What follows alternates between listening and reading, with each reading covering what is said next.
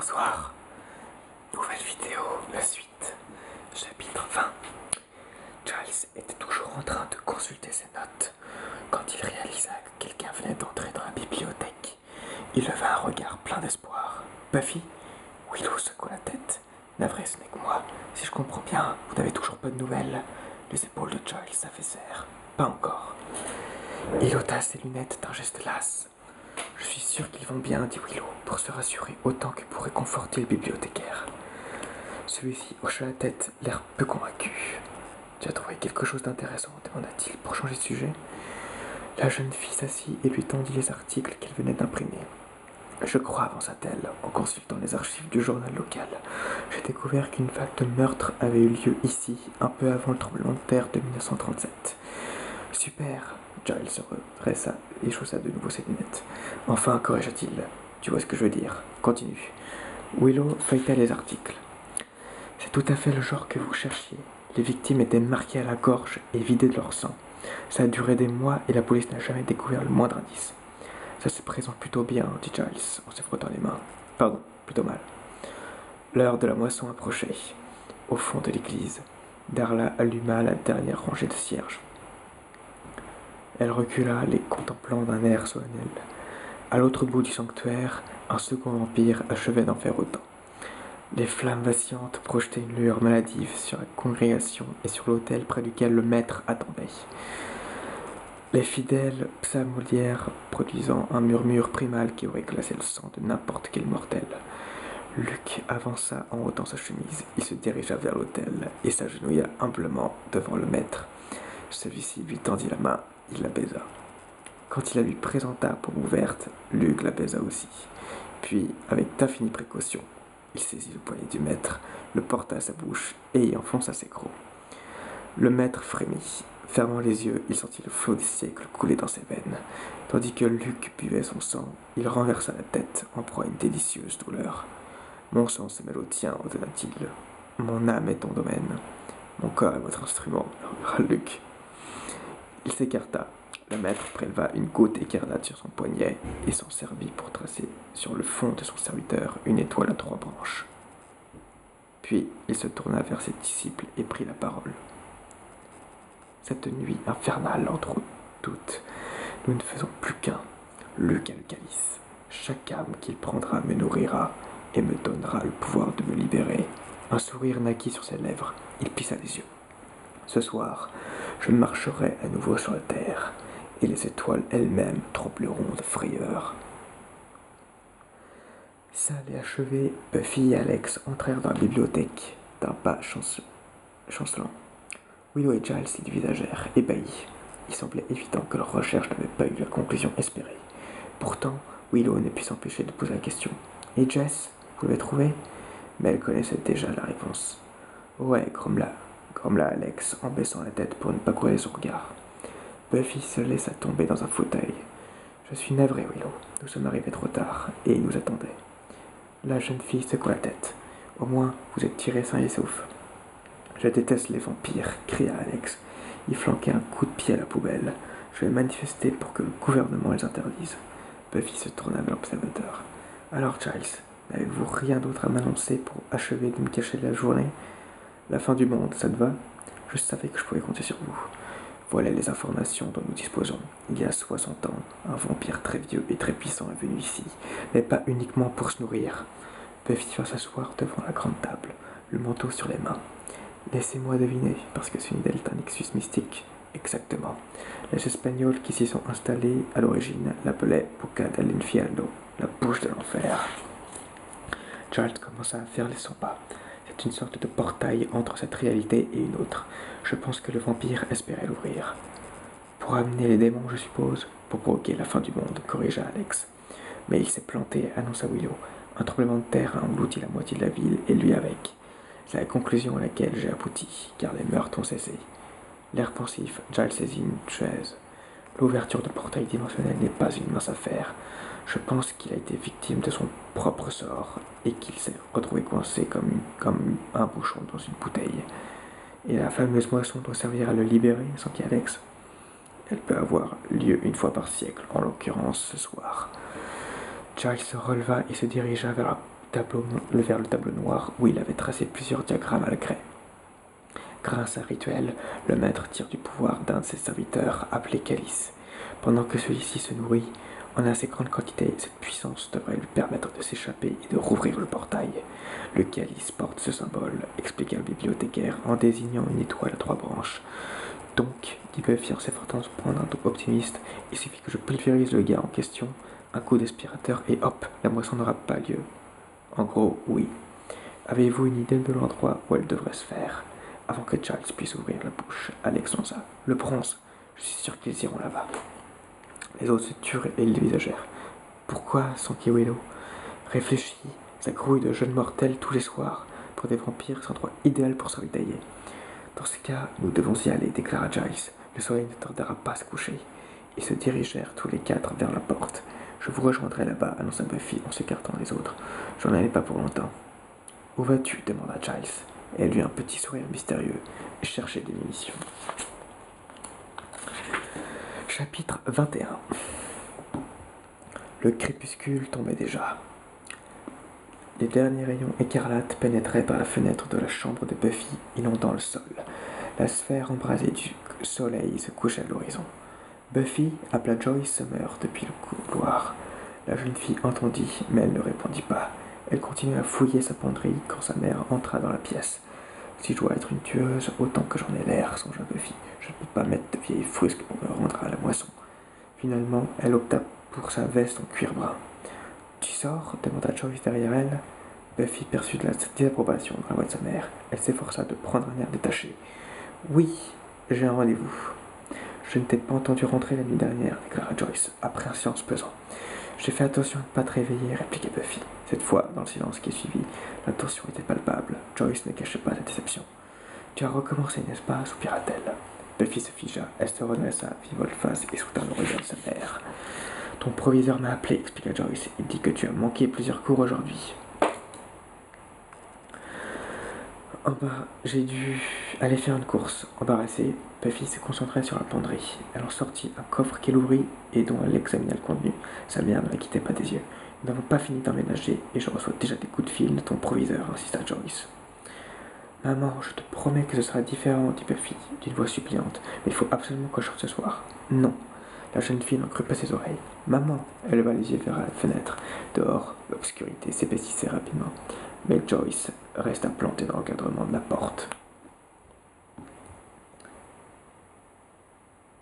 Mon psy pense que je devrais m'habituer à le dire, expliqua-t-elle, presque sur la défensive. Donc, non.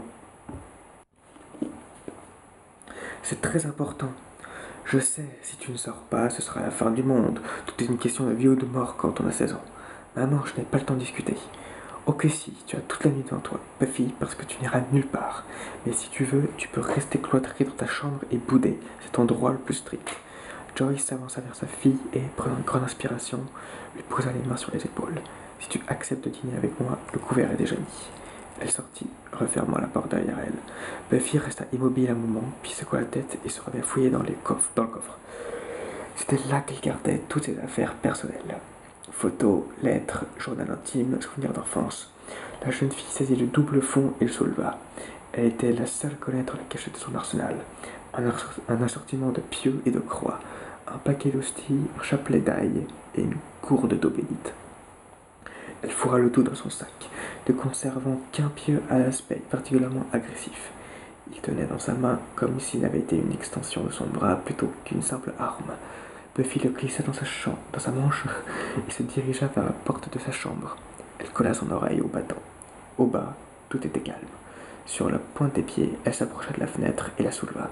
Puis elle sauta dans la terre meuble du jardin et les ténèbres l'engloutirent. Chapitre 22. Les garçons de terminale, c'est la seule solution, déclara Cordelia avec un ennui étudié. Une fois de plus, elle tenait salon en bronze. Ses groupies admiratives étaient rassemblées autour d'elle à une table de la mezzanine. Soyons lucides, ils appartiennent à une caste supérieure, reprit la jeune fille. Ceux de seconde sont encore des mômes. Prenez Jess, par exemple. Vous l'avez vu, la nuit dernière? Elle leva les yeux au ciel, l'air ni amusé ni dégoûté. Cette façon qu'il a de me suivre partout, on croirait un petit chien. Tout ce qu'il m'inspire, c'est une envie d'euthanasie. Elle se pencha en avant, mais les garçons de terminale sont auréolés de mystère, et surtout, ils ont, allongé sur le bout de la langue, des voitures. Près d'elle, Rain ouvrit la bouche pour parler. Cordelia ne lui en laissa pas le temps.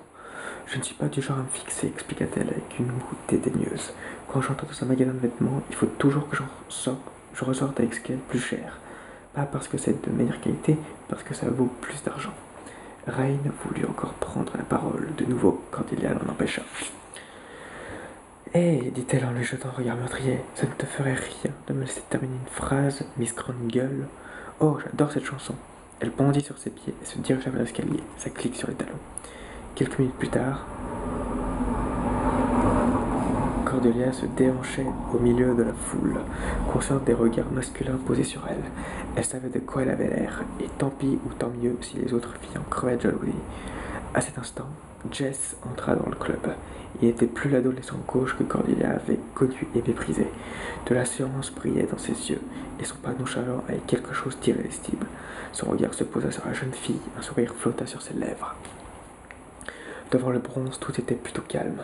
Quelques vagabonds discutaient, adossaient la façade, mais le trottoir semblait désert. Personne ne vit arriver les 8 silhouettes qui remontaient la nuit d'une démarche féline, le visage baigné par la lueur des réverbères. Pas une d'entre elles ne prononça un mot, pas même Luc. Jace se fraya lentement un chemin parmi la foule, contournant Cordelia sans jamais la quitter des yeux. La jeune fille ne le remarqua pas tout de suite. L'intensité de son regard attira finalement son attention. Quand elle le reconnut, elle s'échappait à un hoquet de surprise. Jess avait quelque chose de différent. Cordelia n'aurait su quoi dire, mais ça le rendait étrangement séduisant. Les premières notes d'un slow retentirent dans la grande salle du club. La jeune fille s'arrêta de danser et voulut regagner le bord de la piste. Jess apparut devant elle, lui barrant le passage. Un sourire confiant s'épanouit sur son visage. « Que veux-tu » demanda Cordelia avec brusquerie. Mais elle savait que personne n'était dupe, pas elle, et certainement pas Jess. Sans un mot, il lui prit la main et la ramena au centre de la piste. « Hé » protesta Cordelia, « espèce de pithécanthrope qui t'a donné la permission ?» Il se tourna vers elle et lui fit un sourire irrésistible. « Tais-toi » ordonna-t-il. Elle n'aurait jamais cru que Jess soit aussi bon danseur. La plaquant contre lui, il ondula sensuellement au rythme de la musique. Le cœur de Cordelia battait à tout rompre, et ses défenses fondaient un peu plus à chaque seconde passée près de Jace. « C'est bon, mais juste pour cette fois, » murmura-t-elle en posant la tête sur sa poitrine. Ils aperçurent le videur avant qu'il ne le repère. L'homme se tenait devant l'entrée du bronze, les muscles tendus sous sa chemise et l'air autoritaire. Alors que les nouveaux venus se dirigeaient vers la porte, il tenta de les arrêter. « Je peux voir votre carte d'identité » demanda-t-il poliment. Ils firent mine de ne pas l'avoir entendu. Le videur, qui ne recherchait pas spécialement les ennemis, haussa la voix. « Personne ne peut entrer sans que je n'ai vu. » Luc n'avait pas de temps à perdre avec ce mortel. Il le saisit par le col de sa chemise et approcha son visage du sien. Confronté à ce regard glacial, le videur perdit toute sa superbe. Luc le sentit trembler. « Entrez » ordonna-t-il à ses compagnons. Dès qu'ils eurent franchi le seuil du club, les vampires se déployèrent, chacun se dirigeant vers une issue pour la bloquer. 2 d'entre eux restèrent près de l'entrée principale. Darla se chargea de la porte des coulisses. Un autre vampire s'approcha du bar, sauta par-dessus et alla se poster devant la sortie de secours. Pendant qu'un troisième grimpait vers la mezzanine, Luc monta sur la scène. Darla vérifia que la porte était bien verrouillée, puis elle ouvrit le placard du disjoncteur sur le mur et fit sauter un fusible. Aussitôt, les stroboscopes s'éteignirent et la musique se tut. Des murmures et des cris de surprise parcoururent la foule. Les clients se regardèrent, désorientés, jusqu'à ce qu'une voix s'élève dans le micro. « Mesdames et messieurs, annonça Luc, inutile de paniquer. » Un unique projecteur éclairait encore la scène. Certain d'avoir capté l'attention de son public, Luc avança dans le halo de lumière. « Non que vous n'ayez pas de bonnes raisons de le faire, continua-t-il avec un sourire moqueur, mais ça ne vous servira à rien, alors. » Il perçut la répulsion et l'incrédulité de la foule, puis sentit une vague de faiblesse et de panique se répandre dans les veines de jeunes gens. Tant mieux, ils se nourrissaient de ce genre d'émotions. Elles leur rendaient plus forts. Un couple terrifié tenta de sortir. Luc sourit en voyant les 2 vampires de l'entrée secouer la tête en signe de dénégation. Leur visage était aussi répugnant que celui de leur chef. Les adolescents reculèrent, les mains de Jess toujours posées sur ses épaules quand il fixa la scène. « Je croyais qu'il n'y avait pas de groupe prévu ce soir, déclara-t-elle d'une voix atone. Elle jeta un coup d'œil à son cavalier et poussa un cri. Jess s'était transformé en une horrible créature. Candida voulut se dégager, mais il la tenait fermement et la poussa sous l'escalier. Le moment était venu. Cette nuit sera glorieuse, dit Luc. Ses yeux de prédateur scrutant les visages levés vers lui. Ce sera aussi la dernière de votre vie. Durant quelques secondes, un silence tendu plana sur le club. Puis Luc ordonna « Amenez-moi le premier ». Un vampire jeta le videur à ses pieds. « Et que cherchez-vous » demanda l'homme d'une voix plaintive. « De l'argent ?» Et piqua la figure. Luc le saisit par la peau du cou, lui ôtant toute possibilité de poursuivre son interrogatoire. « Regardez-moi, mortel » cria-t-il. Il s'adressa à la victime qui se débattait entre ses griffes. Leur terreur est un véritable nectar, presque aussi délectable que le sang. D'un geste vif, il mordit le cou de l'homme, absorbant sa vie à longs traits. Quelques minutes plus tard, il renversa la tête en arrière et jeta le cadavre du videur au pied de la scène. Au suivant. Et je vais m'arrêter là. On va s'arrêter au chapitre 23. Et on arrive à la fin. Il reste 4 chapitres. Donc c'est plutôt cool. J'espère que l'histoire vous plaît. En même temps qu'elle vous relaxe. J'espère que ça vous a plu. Et on se retrouve pour la prochaine fois. Peut-être pour la dernière ou avant-dernière vidéo. Allez, ciao.